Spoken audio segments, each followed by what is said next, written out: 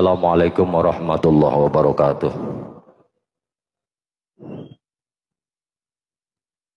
Alhamdulillahi wassalatu wassalamu ala rasulillah Sayyidina Muhammad bin Abdullah wa ala alihi wa sahbihi wa mawala amma ba'du. Yang sama-sama kita muliakan segenap jajaran pengurus Masjid Jami At-Taqwa yang mudah-mudahan dimuliakan oleh Allah Subhanahu wa taala,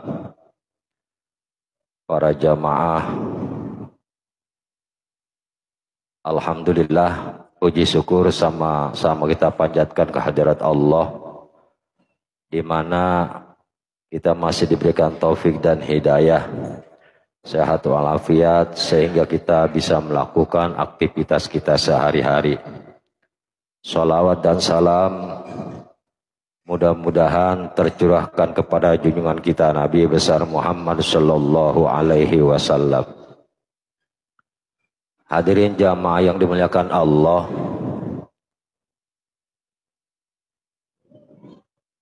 pada kajian yang lalu kita diarahkan untuk mengukur ketika kita ingin mengetahui hakikat tentang pribadi kita, hubungan kita dengan Allah, maka ukurannya adalah bagaimana ketika kita mendirikan sholat, sejauh mana kekhusyuan kita, kehadiran hati kita. Maka orang-orang yang memang sudah mendapatkan satu makom, satu kemuliaan dari Allah, itu ciri hal keadaan batinnya itu ketika beribadah tenang,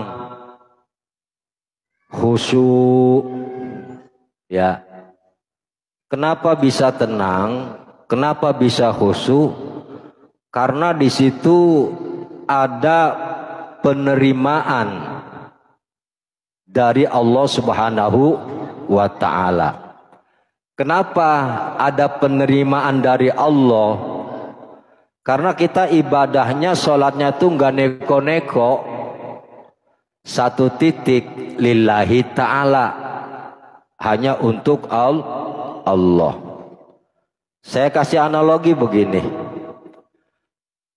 Ketika kita bertamu ke rumah seseorang dengan penerimaan yang tidak layak, orang itu yang punya rumahnya, ya, katakanlah begitu kita hadir, dia kurang begitu menerima kehadiran kita. Kira-kira kita orang yang bertamu itu nyaman atau tidak? Tidak nyaman. Ya, tidak nyaman. Kenapa? Mungkin kehadiran tamu itu kurang begitu diharapkan. Karena niatnya bertamu itu bukan karena Allah, ada hal lain yang dia inginkan dari tuan rumah. Nah, begitu juga dengan kita. Kita dari rumah bertamu ke masjid, bertamu ke Allah. Mungkin ketika memang di dalam jiwa kita itu masih ada hal-hal lain yang kita tuju selain Allah, penerimaan Allah pun kurang begitu mantap buat diri kita, sehingga ketika kita melakukan sholat itu muncul kegelisahan, muncul ingin cepat-cepat berhenti sholat, ingin selesai sholat.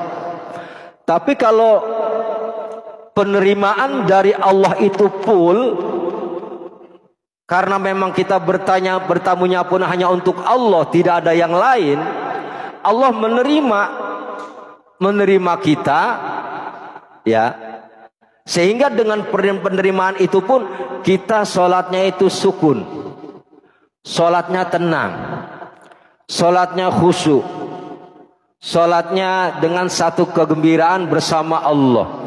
Bagaimana senangnya seorang tamu ketika dilayani dengan baik dengan tuan rumah. Begitu juga dengan kita, senang ketika kita beribadah kepada Allah karena dilayani dengan baik oleh Allah. Makanya ukurannya seperti itu.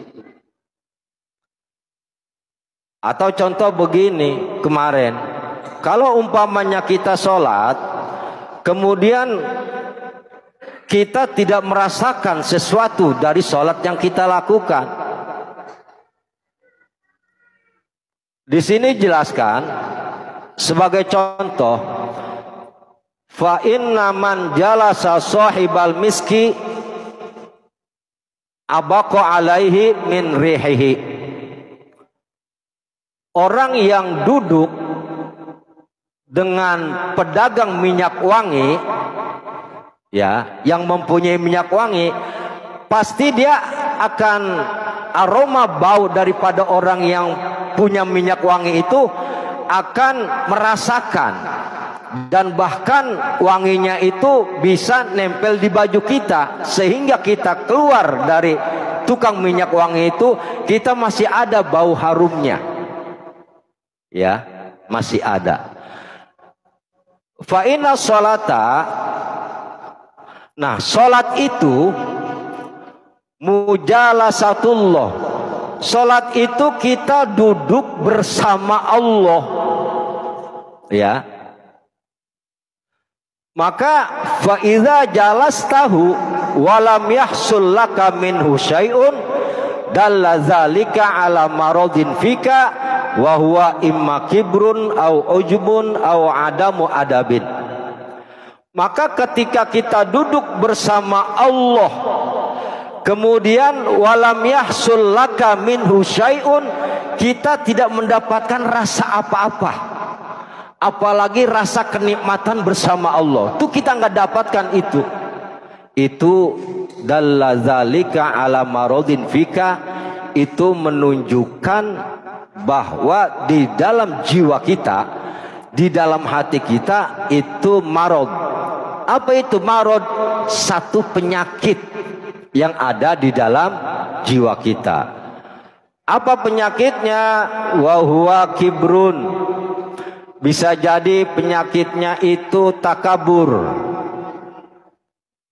sombong, au ujubun, atau ujub, merasa paling hebat, merasa paling bersih, merasa paling rajin ibadah, au adamu adabin, atau ketika kita duduk bersama Allah itu tidak punya adab. Katakanlah kalau beribadah kan adabnya dengan ilmu. Nah itulah yang menjadi penghalang. Artinya kita bisa ambil kesimpulan bahwa ketika kita melaksanakan sholat 5 waktu, kemudian kita tidak merasakan apapun ketika sholat, atau setelah sholat tidak merasakan apa-apa keindahan bersama Allah, tidak ada dalam jiwa kita, berarti di dalam jiwa kita itu menunjukkan ada satu penyakit takabur, ujub, dan tidak berakhlak. Di sini kita bisa mengambil kesimpulan kembali bahwa yang menghalangi kita untuk mesra bersama Allah, yang menghalangi kita untuk betah duduk bersama Allah, yang menghalangi kita ingin selalu bersama Allah, bahwa itu adalah takabur.